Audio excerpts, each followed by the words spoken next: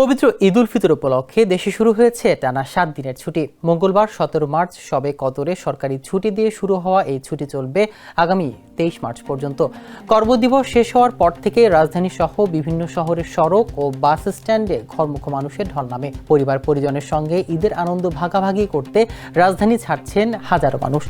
যাত্রা নির্বিঘ্ন করতে অতিরিক্ত 18 মার্চও ছুটি ঘোষণা করেছে সরকার। ফলে সরকারি চাকুরিজীবীরা পাচ্ছেন টানা 7 দিনের ছুটি। তবে জরুরি সেবা সমূহ এই ছুটির বাইরে থাকবে।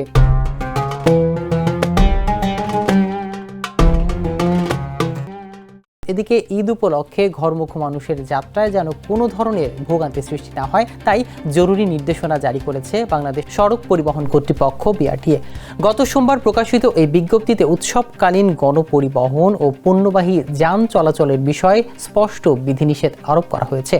17 মার্চ থেকে 23 মার্চ পর্যন্ত মহাসড়কে ট্রাক, কভার্ড ভ্যান ও লরি চলাচল সম্পূর্ণ বন্ধ থাকবে। নিত্য প্রয়োজনীয় দ্রব্য বহনকারী যানবাহন এই নিষেধাজ্ঞার আওতামুক্ত থাকবে।